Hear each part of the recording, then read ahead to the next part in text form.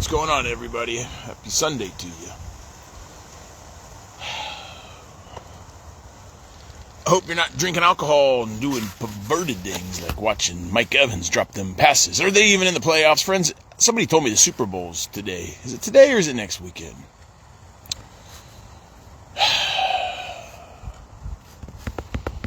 Friends, I'm back out at my favorite church. Not my church, my favorite cemetery. This is kind of like the after church for me, everyone.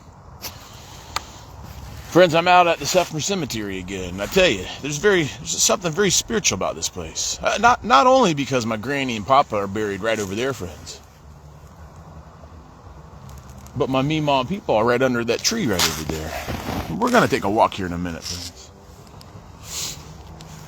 Friends, when I came out here in the summertime, last summer, I didn't recognize this place. All the grass had grown all over the headstones.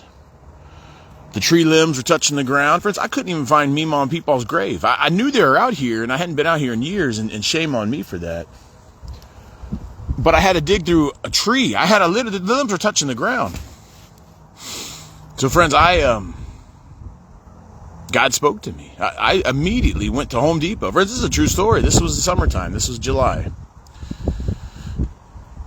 I went to Home Depot because I had this Ryobi garbage weed whacker, for the girly men at the house that mow the yard once a month. And friends, it didn't get the job done. And I lost my temper one day, and I literally threw it. I threw it like 30 feet in the air, and I couldn't believe how far it went. Friends, it was like God picked it up and just kept it going because he needed it to be destroyed to teach me a lesson about not losing my anger, friends, or my temper. And friends, I don't ever get angry. I just don't. But it's frustrating when you're out here trying to do some good and then your weed whacker won't start. And it should, and it's just cheap. It's a Ryobi, friends. Those are for the girly men. So, friend, I did what any good grizzly Christian godly man would do. I went down to Home Depot, and I asked the man which one is the best one to get the cemetery done. And the guy was the expert. And, friends, we went with the, the Strel? I don't know, friends. All my tools, all my belongings are at the home that I am never allowed to ever go to again, friends. Friends, I'm not coming on here today to complain or to talk ill of the lady, this stranger that I've been married to for 13 years, or my mother or my family. I'm not coming on here to do that today. God told me that that's not my place, friends. It's not my place. But friends, in the summertime, I just came out here because I cleaned up Uncle David's grave, We're not going to talk about that either, friends. The family, there's a lot of darkness. There's just so much darkness in these people. But it ain't my fight, friends. It ain't my battle. It's between them and Jesus. And wherever they're going to wind up spending their eternity, friends. It could be with me and Jesus and the rest of us believers and followers of Jesus Christ. Or they can just be damned to hell and suffer like many of y'all are going to. It breaks my heart, friends. But friends, I came out here in the summertime and I was blown away of just how bad it looked. And I always kind of understood that the volunteers got the job done out here. But all the volunteers are gone, friends. They all went off to heaven or hell. Friends, you can do good things. You can do nice Christian type things. You can do acts of kindness and community service and still go to hell. Friends, I was at Richie Shannon's church earlier. And friends, I'm not going to read this whole thing. This is his. That's plagiarism. And friends, Richie spends all week putting this together. And he has all the what do you call it? He's got all the references down here. I mean, the man is a scholar. But I am going to read from some of the Bible passages that he put in here. Friends, it's profound. Friends, I'm trying to get into my new norm, my new routine. I mean, a lot of y'all know the story, and I don't want to have to relitigate it, but I had the perfect, friends, in my earthly, ungodly opinion, I had the best life. I had the best life until the Bay Pines hostile work environment, until I was fully aware of what was going on. I had the best life, friends. Friends, I lived in a mansion, 3,000 square foot, 5-bedroom mansion, right here in Brandon, in the nice part of town, with a pool and a jacuzzi, friends. And it wasn't a small yard. It was a pretty large yard compared to all the other neighborhoods. Friends, it's what you call the upper middle class, is where my family and I, we're this, friends, we're just going to call her the stranger. I don't know who this lady is. I really never did. Friends, I was yeah for the last 14 years. Yeah, okay, yeah, whatever, yeah. Yeah, okay, whatever. Take that job. Yeah, sure. Go on that deployment. Yeah, yeah. Join the motorcycle club. I don't care. Yeah, yeah. Oh, okay. Yeah, yeah. You want to walk away from your job? Yeah, yeah. Whatever. Friends, I'm a processor. I'm not a yeah, yeah guy. And if you give me permission, you better never hold it against me ever again. But friends, I did. I had the best life. Friends, at one point, I had 2 Harleys. I had a jet ski. I had a boat. I had my truck. Well, not the new truck, the old one.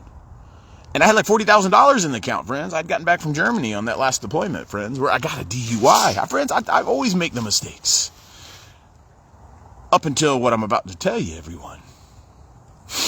Friends, God has always been self-correcting me my whole life. If I want to be honest, he picked me as a child, friends. And it is true. I talked about it before. I had an angel visit me when I was a child over there in Seffner, off of Magnolia Street over there, when my mother and father bought their first home. Very, very modest home, friends. I think their mortgage was $400. But friends, something supernatural happened when I was like 5 years old. And I always talk about Corporal Stevens. He's like in my skit, the Sergeant Grizzle. Friends, this is Ronnie. I'm a real man. But I joke around about Corporal Stevens. He's my guardian angel in the Sergeant Grizzle Grit skit. And it's true, friends. I do have a guardian angel. He's standing right there. Y'all don't see him. Look at the man. Well, he's an angel. Friends, something supernatural happened to me as a child. I can't explain it. Some of y'all that have had similar experiences, y'all know exactly what I'm talking about. And for those of y'all that don't believe in God and repudiate him, you'll never understand these things.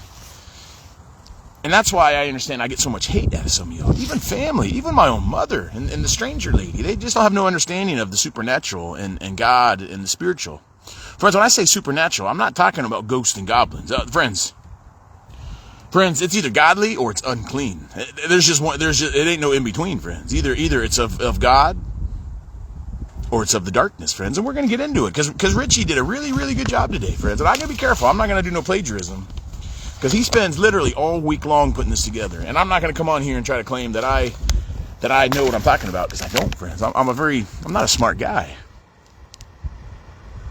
But friends, I had everything. I had the government job. I was a GS-11, everyone. Step 3, I was just about to be a step 4.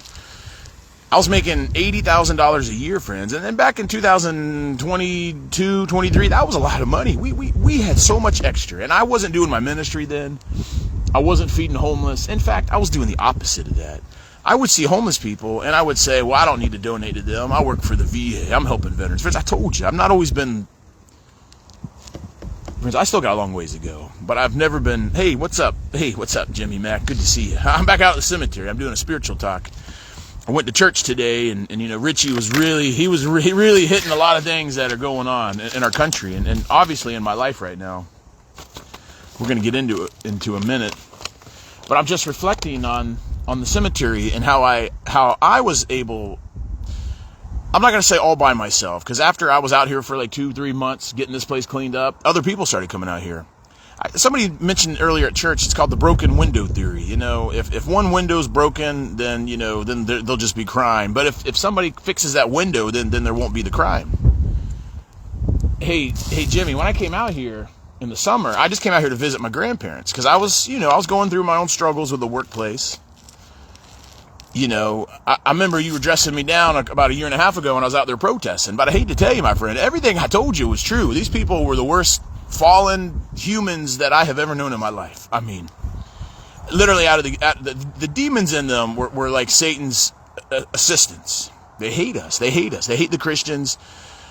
They would murder us if they had the opportunity. And believe it or not, they started a rumor that I had taken my own life. That's why I wasn't around anymore, because they couldn't tell everybody what really happened to me and that I was suing them. But it's all going to come out soon. The lawsuit will be done.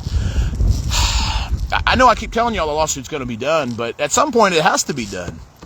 And God told me by the summertime we're going to have a definite answer, and then it's off to the relief. That's where the money comes in. But I begged Jesus to remove my alcohol addiction. And that was when I was on the job. I knew I was suffering, and I was going to work hungover, and I was doing the best job I could. And I begged Jesus to remove the alcohol addiction out of me. January, it was December, it was right around New Year's Eve, 2022, going into 2023. And this stranger that I had been married to, she, right or wrong, she never wanted to talk things out with me. She would just run to my mother's house. She's done that like 20 times, Jimmy Mack. I mean, 20 times, this lady. And then she'd always come back, and then things would be good for a while, and then the cycle would repeat and repeat. And not all the time was I guilty. It's called stuck points, and we got to learn to forgive people. I never laid my hands on the lady. Good grief, you know. But in her mind, she feels that she was the worst victim of domestic violence of any lady in the world. I mean, she deserves everything. All the punishment that she's doing on me is completely justified to this lady. And that's fine, because in church, like I keep trying to explain to you, we'll get to that. It ain't my fight anymore. But Jimmy Mack, God got me sober. I went through the hostilities at work, and these people were the real deal. These were the Marxists. These were the communists. These people are not Americans. Even though they're directors at VA hospitals, even though they run the union, even though they're in the HRLR, even though they're all this stuff, they're not Americans. They don't think like you and I do. They don't think in freedom for everybody. They don't believe in. They may believe in God, but they repudiate him. And then they persecute folks just like us. It's in the scripture. What Richie was going over today. We're going to get into it. He talks about it in here. That's what gives me peace, Jimmy Mack. That's why I know I'm not crazy. When I had to go through all these red flags and all these Baker Acts, God put me where he wanted me, because he needed me to understand the severity of what's really the hell going on in our country and in our world to a larger extent, the persecutions. But I came out to the cemetery after I lost the job. I did my protest. I did. And I Jimmy Mack, that was more rewarding than any drill weekend I ever went on. Any war that I went downrange and fought, standing out there and peacefully demonstrating for the rights and the violations that happened to me and other Christian men. I will always forever cherish the time that God allowed me to do that. God protected me out there. When I was doing it the first time, I had people try to run me over. They drove up on the sidewalk and they were trying to hit me with their car. It happened 3 times. I couldn't believe it. And then the second time I went out there, I had a veteran who was drunk at like 10 in the morning. He was coming from the domiciliary, and he said he was going to kick my ass. He says, I don't like you, and they don't like you in there. And he had black in his eyes. It was a demon was in him. And he got right up on me, and I pushed the guy away. And I said, in the name of Jesus Christ of Nazareth, you're going to get away from me, devil. And the man ran away from me. And I had my 2x4 sign. I had everything there. I was in my full battle rattle, Jimmy Mack. I appreciate it, my friend. I appreciate it. I just saw your comment. But that man, Jimmy Mack, the man came back about 40 minutes later, and he was crying. And he apologized to me. Because the man knew Jesus, but the darkness was so strong in that guy. The demon came. I've exorcised demons, Jimmy Mack. That is a true story. And I gave the guy a hug, and I told him I love him. And I gave him a card. And he goes, oh, well, if they find out we got your card, they'll kick us out of the dom. That's how severe it was, Jimmy Mack. It was horrible. But I prayed with the guy. You know, I gave him another chance. But when the stranger, when she couldn't handle my protesting anymore, and it ain't like I came home. I mean, she just wanted the cookie cutter life, you know. This type of stuff ain't for everybody. Being married to a soldier is not for everybody. My first wife did 1 deployment in 3 months of the second one, and then she ran off with another guy. I get it. It ain't for everybody. But somebody's got to go fight all these perverted wars our horrible government keeps getting us all involved in.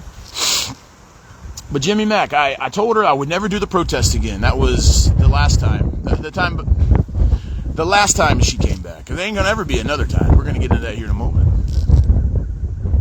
But I stopped doing all that protest. And I stopped dressing down the sheriff. I stopped doing all this stuff. I just started focusing on goofy videos, just kind of going after DEI. And then I got to cleaning up cemeteries in the summer. And this was so rewarding coming out here. I mean, there's a World War II soldier right over there. And this place was in a really bad state. Let's go for a walk. Let's go walk around. But God steered me to these cemeteries. There was 4 cemeteries that I adopted over the last year. And I would come out weekly, daily. I'd come out. This one here was, it was 2.5 months every day. Monday through Friday, Jimmy Mack. Look, here's a Vietnam soldier right here. And I'm going to let y'all know something. Any of the headstones that have the chips? It wasn't me. That was someone who was mowing, and they got too close, and the blade chipped it. Friends, I'm a Mr. Attention to Detail. I never hit one headstone out here. But my friend Jimmy Mack, God steered me out here, and I didn't know this at the time, but God commands us to be silent so He can speak to us. And I got a big mouth, and I like to talk, and I come on here, and I was dressing down my family and all the other people that had done harm on me. But when I'd come out to the cemeteries, and here's my trash bag over there, I'd come out to these cemeteries, and I would just walk around in silence and let God speak to me. And he did. And God told me how I had to forgive the stranger. I had to forgive my wife at the time. And I did, everybody. How many of y'all could have forgiven a wife or a husband that had betrayed you in the manner this lady had done? I mean, this iteration that I'm in now, this is the third time this lady's done it. And it's the final time. Jimmy Mack, I have to file for divorce tomorrow. I already have everything filled out. I got to get it notarized. And I got to go down to the courts tomorrow and file for divorce against the lady. I've prayed. I've given every opportunity for reconciling. But there ain't nothing there, friends. There's nothing there. There's a bunch of darkness. There's some mental illness. There's a lot of stuff. And I can no longer stick around and be the victim, because then I become the fool. And then I'm not really any use to God. You know, I'm not able to do my ministry work. So unfortunately that has to happen, my friend Jimmy Mack. It really does. And it breaks my heart, you know. Because again, like when I started this live stream, I told y'all we had everything. We had everything. Except we didn't have any understanding. There was just no understanding of the lady. I had her mother threaten me with legal action if I ever go out to Uncle David's grave and even step foot on the property, because these people just hate me so much. And I cleaned the whole cemetery up. It's about the size of Seffner here. That's fine, you know. I don't need no more trouble with the law. So y'all it's y'all's responsibility now. But my friend Jimmy Mack, I came out here and this place was in a real bad state. This headstone right here, this one right here. This headstone was on the ground when I came out here. It was right here on the ground, Jimmy Mack. Look at this. Look, there ain't no dirt, or there's no grass because it was on the ground. And over the summer, last summer, I raised that thing. All by myself out here. Corporal Stevens guided me, my guardian angel. I put a come along to that tree. I hooked it here. It took me 2 hours. I mean, if the winch had broke, it would have landed on my hand or on my leg, and I would have been stuck out here. But that's what I did, friends. When I was going through this nightmare, when God pulled me off the protesting, because listen, friends, you cannot go out there and protest forever. You just can't do it. Yeah, I'm not Minneapolis. I'm not one of these knuckleheads. I'm not a paid agitator. I'm not an Antifa person. I'm a combat soldier that loves our country, or what's left of it, and I see a lot of evil going on, and I see a lot of y'all not doing nothing about it. Not my friend Jimmy Mack and other folks on here. But what happened to me in the workplace was so severe. I mean, so severe. Jimmy Mack, I was the same guy at drill that I was at work. I mean, I was to the point. We goofed off a little bit, but I always got the job done. I never came to work late. I always come in early. And in fact, I'd always leave late because I'd stay and get stuff done that needed to get done. It was the best job I ever had in my life. You know, it really was. Look, friends, we just got to get this stuff squared away in the trash. Friends, when I come out here and pick the trash up, the guy that actually gets paid to mow it, it helps him out tremendously. Because if it's still the same man that I think it is, he's got a family, he's got 4 kids, and he's out in Lakeland. But I don't think he does it anymore. Because look, friends, it doesn't need to be done. It doesn't need to be done in the wintertime. But in the summertime, it has to be mowed once a week. And if not, the weeds and the grass, and it looks horrible. That's the state I found it. But my friend Jimmy Mack, I came out here, and I just got to work. Because God says, my son, you need quiet time with me. And I'm going to have that time. And you're going to clean up one of my cemeteries. Now, friends, why do you think it's important to have a cemetery clean out here? Why do you think we should do that? Friends, this is one of these private ones. Well, friends, when the family comes out here and it looks like crap, it makes them not feel good. Imagine your child was buried out here. Say something tragic happened. I can't even be around my children to protect them. So I just got to rely on God to protect my children. I mean, I caught this lady leaving burners on in the house. You know, there was fleas all over the place. She's an absent-minded person. You know, it takes her a long time to figure things out. That's why she has to have my mother and other people think for her. I'm not trying to be rude, but it's the truth. Jimmy Mack, I made all the decisions in our family the whole time I knew the stranger. Because every time I'd ask for an opinion, it was, well, I don't care. I don't care. Okay, if you don't care, then I'm going to have to make the damn decision.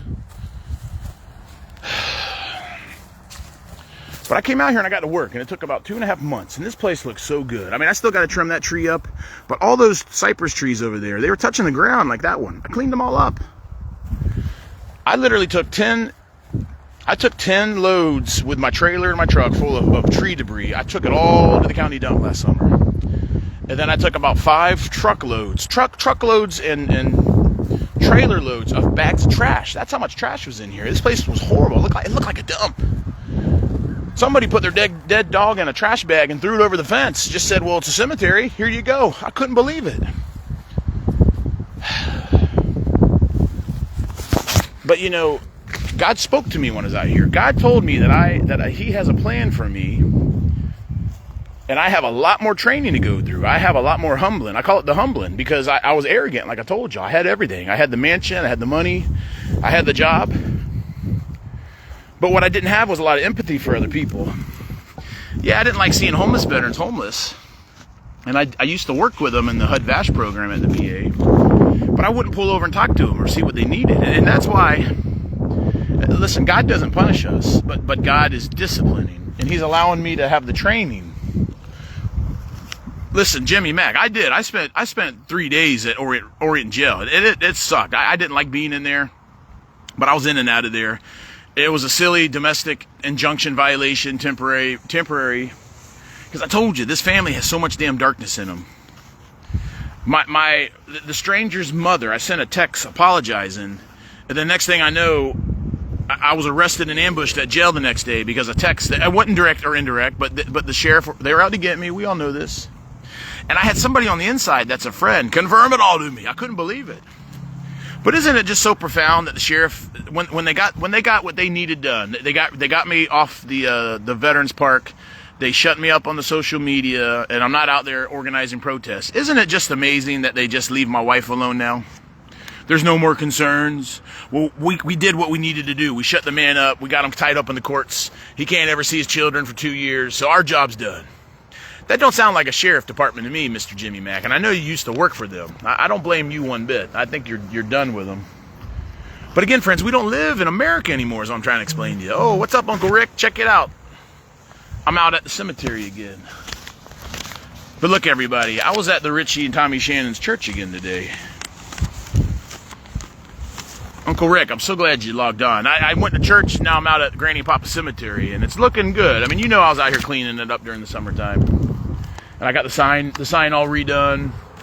I got to get some tree limbs, but I can't get to my house, Uncle Rick, because the stranger and your sister, I can't say these people's names anymore. God told me I'm not supposed to.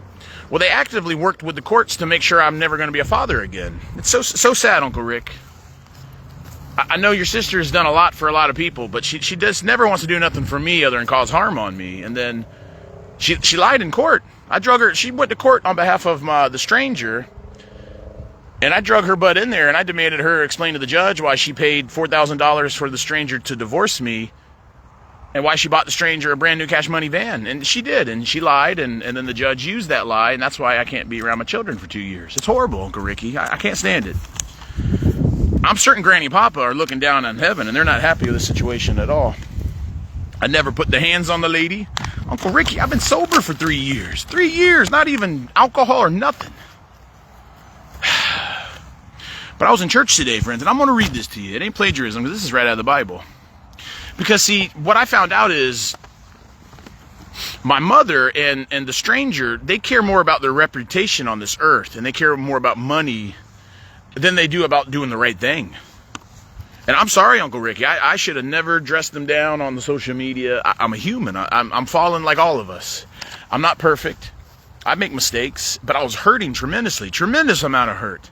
That my own mother would go into a court under oath and lie. She claimed that I called her one day and said, you better get over here or people are going to get hurt. That came out of her mouth, Uncle Ricky. I never said it like that. The stranger had shoved a dresser into my thigh, and I had a bruise. And what I said was, you need to come over here before this lady hurts somebody. But your sister lied on me. She lied on her own son, her oldest son. But that's okay. And I sent a nice text last week, Uncle Rick, and I just was apologizing and just trying to make one last effort. And I said I'd be willing to go to counseling, go to church, whatever. I don't want to lose a relationship with my mother. And it's so sad, Uncle Rick. Your sister didn't even respond. That shows me where the lady's heart is, and it's hardened, and unfortunately it's full of darkness. But look, friends, we're going to read out of Matthew right here. It's Matthew 6, chapter 6, 19 through 24. Look, everybody, I'm moving off my family. God told me it's his. It ain't my burden to bear anymore. I'm blameless in this whole thing, Uncle Rick. I never laid a hand on the lady. She didn't like the protesting. She just wanted her and your sister just wanted me to shut up, go get a job at Walmart, and stop complaining. But I can't do that. And God told me I'm not supposed to do that. God needed me to bring more attention to all this horrible stuff that's been going on in our country. And friends, I didn't even get to tell you the best part. I got to speak last night at a public event. You know, there's about 50 people there, but go look it up on my YouTube channel. I'll put it on Facebook when I get back to the campsite. But I'm a public speaker, everybody. I'm a very good public speaker. Uncle Rick, I got to go speak at the Sons of Confederate Soldiers at their little gala, because the whole reason that I was protesting the horrible Hillsborough County Veterans Park is because on Veterans Day, they removed a Vietnam veteran black gentleman, Mr. H.K. Edgerton. He's the only black guy that I've ever known that goes out there and educates people on the Southern heritage. And Uncle Rick, I know somewhere down our family lineage, I just know that we have some Confederate soldiers somewhere in our family lineage. If you could help me find that out, I'd love it, because I would love to join the organization, but you got to be a son of a Confederate soldier. Now, I remember Granny and Papa were, I think from, was it Fulton County, Georgia? Somewhere up in Georgia. So in my heart, I know there's some connections there, because I know Granny used to always talk about it. And it made your sister very upset, but that's okay. We don't need to talk about those things. But everybody, I got to speak at a gala, and these people loved that I was out there protesting, because these people get lied on, and they're not KKK. I can't even believe that people ever said that. They're not racist. They're not slave owners. I mean, a lot of y'all know these things.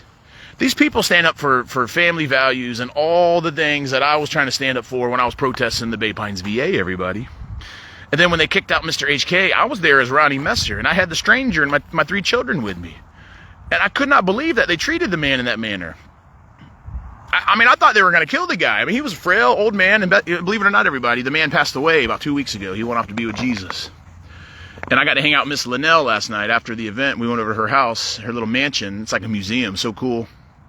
She told me that when they did that to him, his PTSD got kicked up. He started having the heart problems. And friends, the guy was dead 2 months later. 2 months later, he died. So again, there's no such things as coincidences, Uncle Ricky. It's divine intervention. And God told me I had to go talk to that guy on the side of the road. But, you know, a lot of folks in the family just didn't want to have no understanding. This is my new job, everybody. I mean, it ain't for everybody. I get it. But friends, I want to read this, because this is what Richie was talking about this in church today.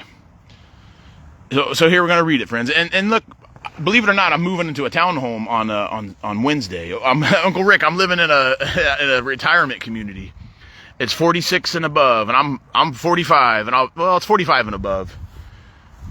So I'm going to be the youngest guy in the retirement community that I'm moving into. A nice townhome. It's a 2-bedroom. It has a 1-car garage. I can put on my lawn equipment so I can get back to work. But Uncle Ricky, I can't even go to my house and get my belongings, because this horrible sheriff will only give me 10 minutes to go in there and get my stuff. And I mean, I got that's my home, everybody.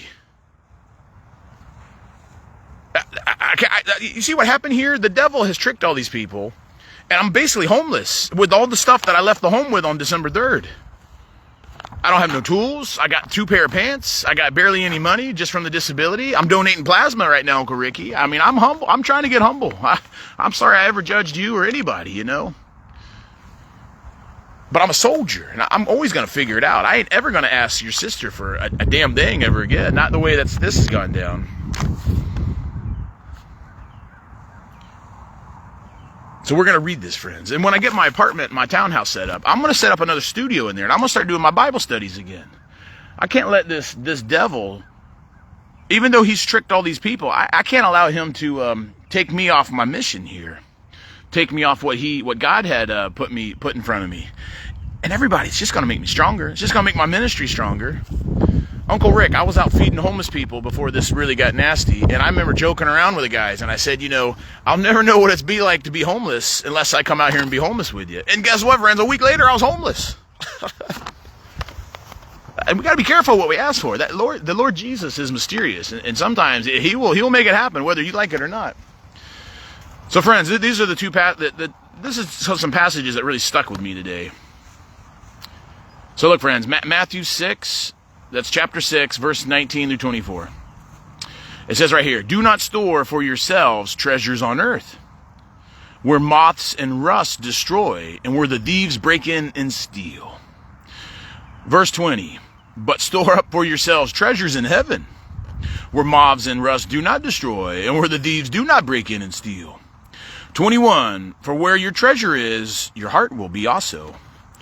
22, the eye is the lamp of the body. If your eyes are good, your whole body will be full of light. Verse 23, but if your eyes are bad, your whole body will be full of darkness. If then the light within you is darkness, how great is that darkness? Friends, I told you, these people, Uncle Ricky, I hate to be this way. There's a lot of darkness in that family. I mean, there is a lot of darkness.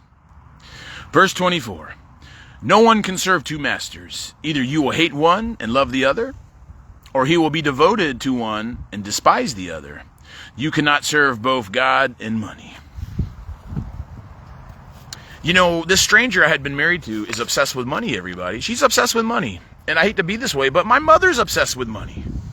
She just sprinkles money on everyone's problems. Instead of letting someone figure it out or go to counseling, it's just straight to the pocketbook and they just get all the problems fixed. Uncle Rick, did you know that I got a pool company now at my house, and your sister fixed the fence, and she's fixed all the problems around the home that I didn't have the money to get fixed because I lost my career. It's so profound. Oh, and the window in the front of the home's fixed. But that's good because that home's going on the market here in a few months. That's what these two women don't understand. Because when I file my divorce tomorrow, the family law judge, it ain't the injunction judge. The family law judge is going to make us sell the home, and I'm getting half of everything, Uncle Ricky. I'm a homeless veteran. I had to apply for Social Security disability last week, and I'm going to get it. And the lady told me I'm looking at back pay going back to the day I had to walk away from my job. Friends, I had a mental health relapse at the workplace. It was September the 8th of 2023. That's what kicked off this whole Sergeant Grizzlegrit. That's what kicked off this whole nightmare with my family. That's what kicked off this lady doing the Baker Acts on me. Friends, what they did to me in the workplace, it shook loose the war trauma out of my brain. And the fact that this lady lied and all her injunctions and Baker Acts, friends, I hate to be this way, but that helps me out, everybody. Oh, I'm crazy. Help, I need some disability. Uncle Ricky, I'm looking at $80,000 in back pay at the end of the year. On top of my $300,000 that I'm going to be getting from this lawsuit.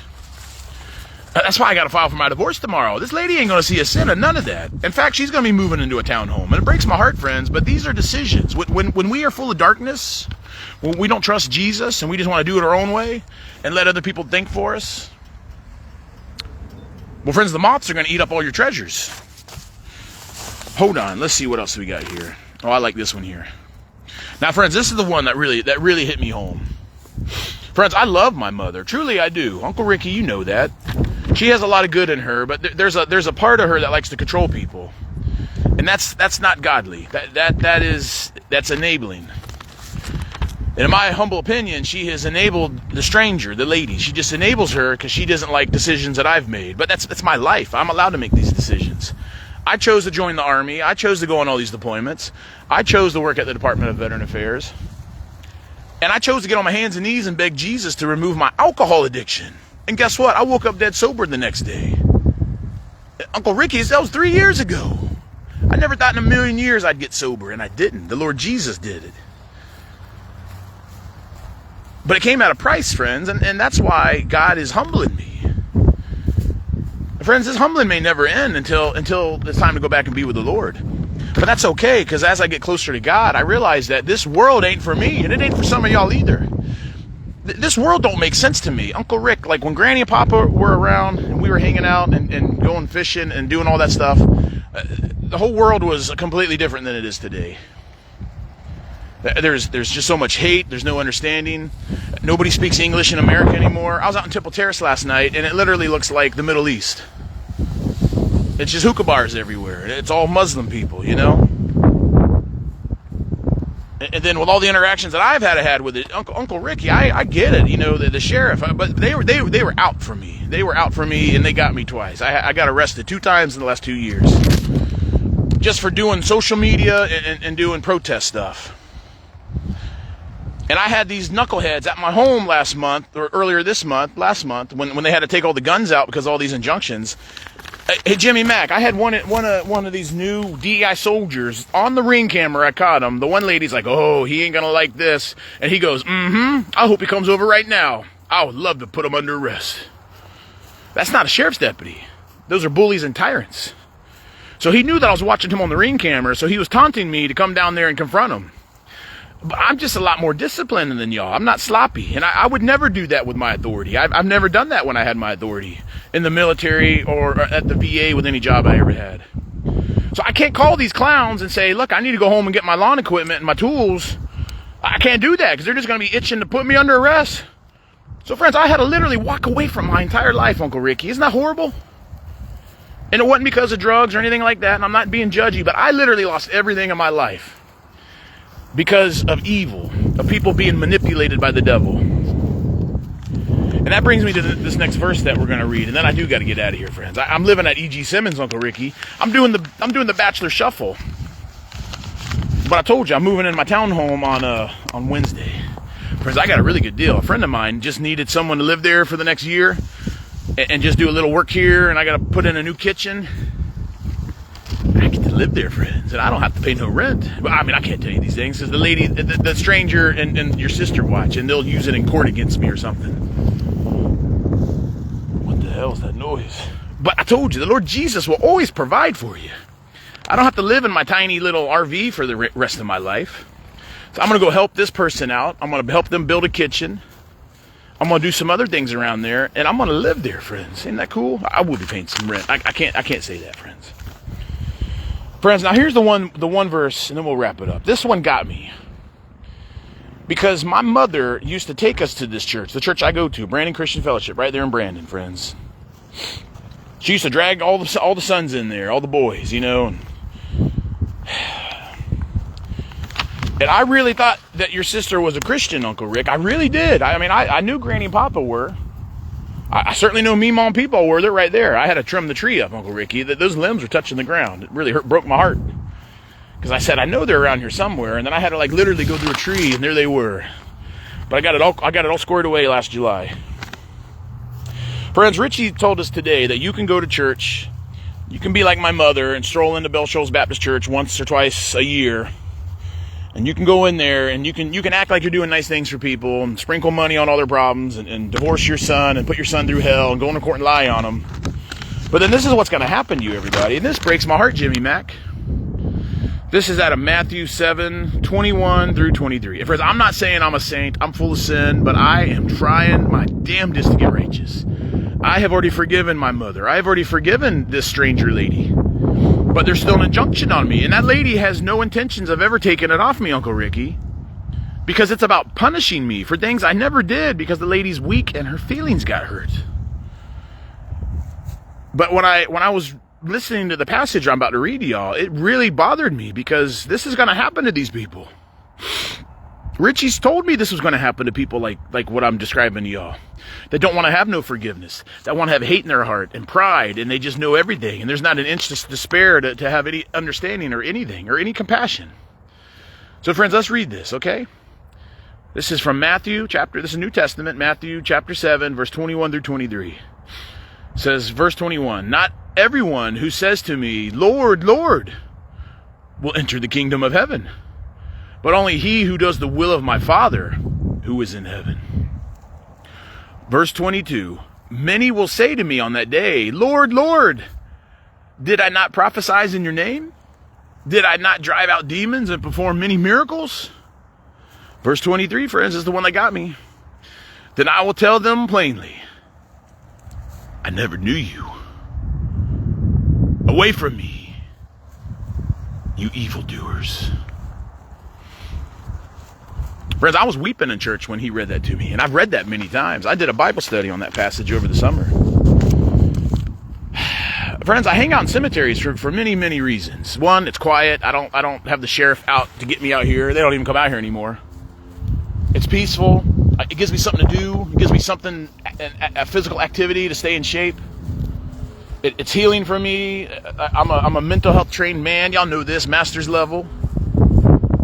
And Uncle Ricky, I'm going to finish my master's, my graduate program. I already made the decision.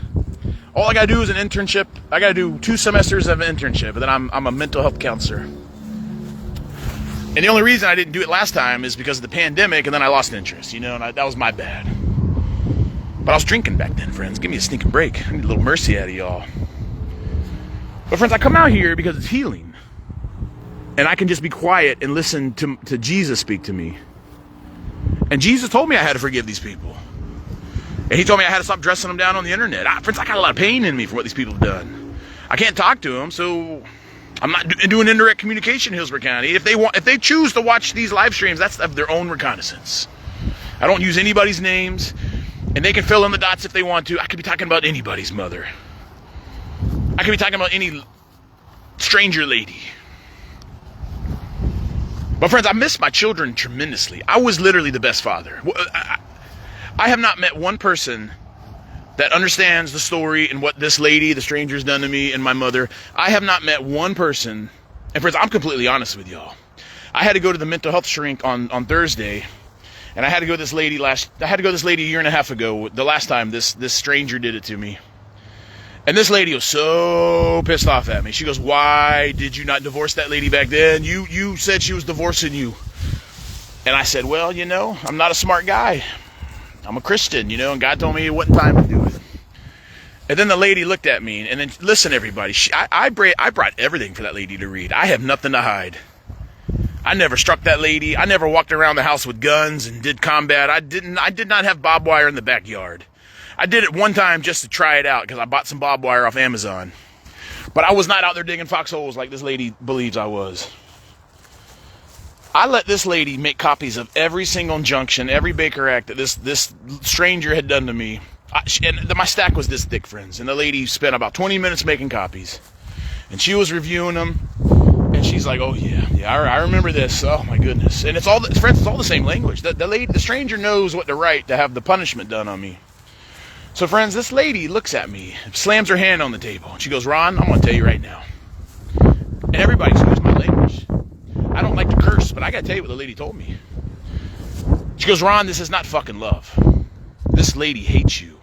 And she's psychologically abusing you.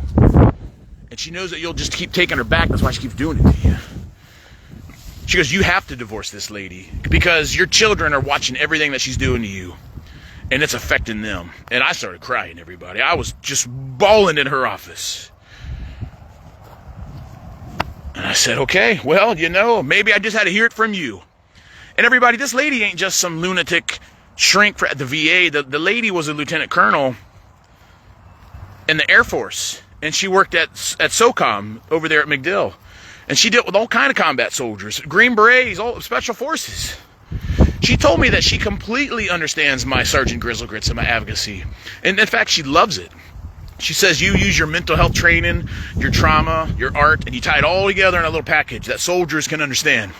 And then she told me that some people, like your wife and your mom, they're just not cut out to understand these things. They want the cookie cutter life. And they resent you because you don't want that type of life and you want something a little different. And then she says, "You have to divorce this lady. If you take this lady back one more time, it's going to wind up killing you. You're going to have a heart attack down the road." And she's true. It's all true, friends. But I have not met one person that has come up to me and say, "You deserve what these people have done to you. You did this, and that's why." Friends, there's nothing there. I was at the gala last night, and I didn't know this, but almost everybody in that room has watched all my videos. They're all my 80 something subscribers. I met like 10 of them last night. Go watch the video. When I said I'm Sergeant Grizzlegrits, I had people hooting and hollering in the background. It blew me away because when I was around this stranger and my mother, it was the worst thing in the world. They hated it. They couldn't stand it. But friends, that's the devil. The devil inside them was coming out lashing at me.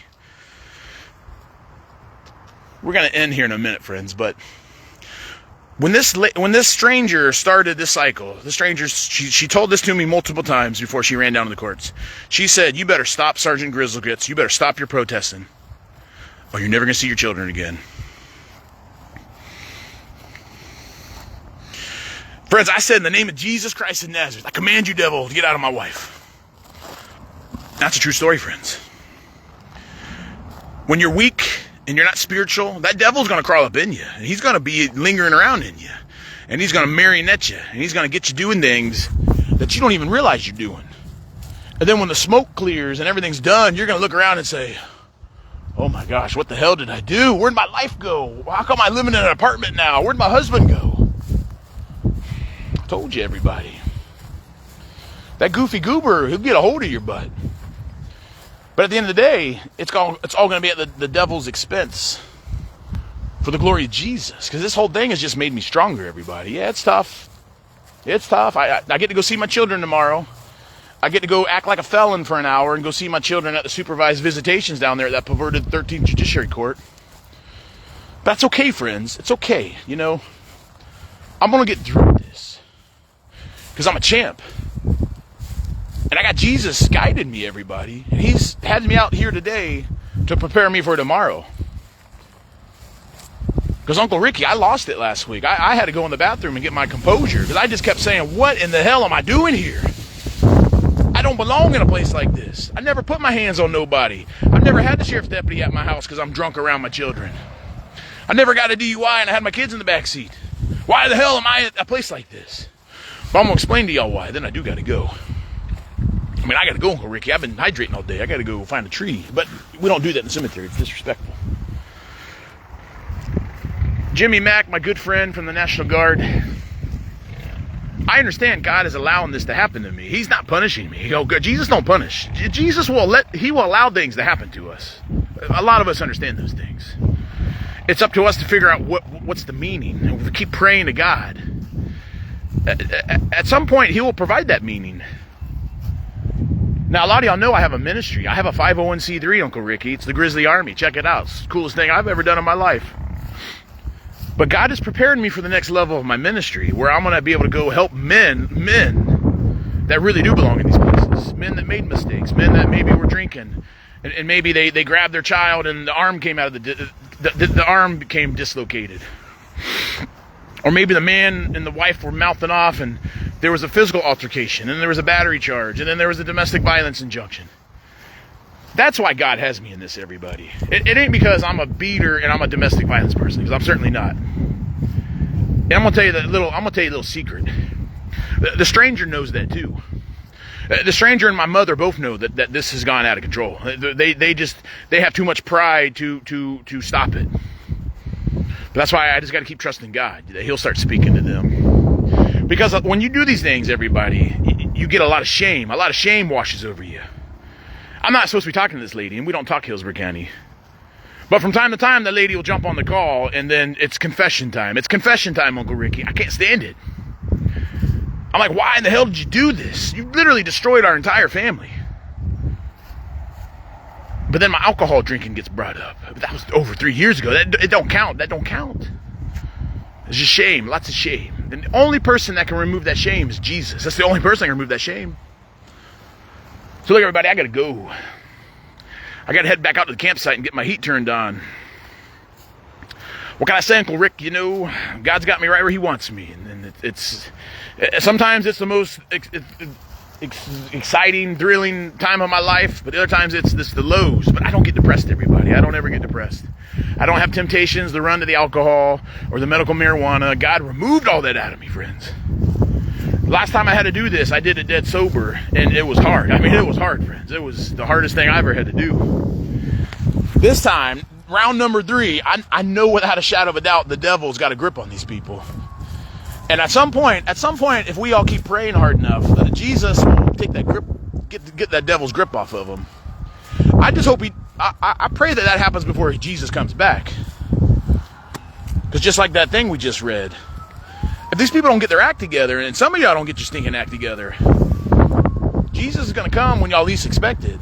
And He's going to say to y'all, be gone, evildoers. I never knew you. And it's going to break my heart when me and my children go up into heaven to be with Granny and Papa, me, Mom, Peepaw, and Aunt Gladys, and all the other relatives and all the other fine Christians that are out here. It's going to really break my heart when y'all get left behind. So look, everybody, I need y'all to keep praying. Keep staying true to the Word. You got to get in the Word, everybody. I'm going to start doing more Bible studies. And look, if y'all are in the area, if y'all are in Brandon, if y'all want to hang out and come out in the cemetery, Uncle Rick, if you want to just come out and help, this is very rewarding out here. And every once in a while, a family member rolls in, and they come up, and I talk to them for like 20 minutes, an hour, 2 hours. I'm out here to fellowship, and they just can't believe that there's still people that care.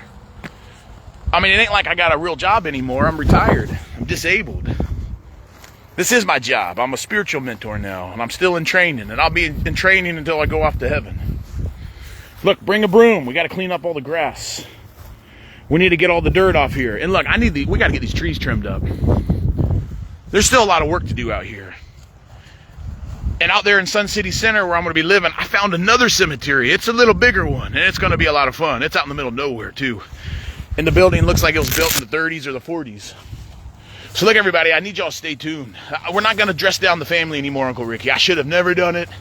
You just got to understand the pain and suffering that Mom's done on me. She just stopped caring. She just stopped having understanding for me some time ago, when I needed it the most. All right, look, y'all stay groovy, and I'll talk to y'all later. Hey, Minji, I didn't know you're on here, Minji. I hope you're doing good. Minji, hug your little child.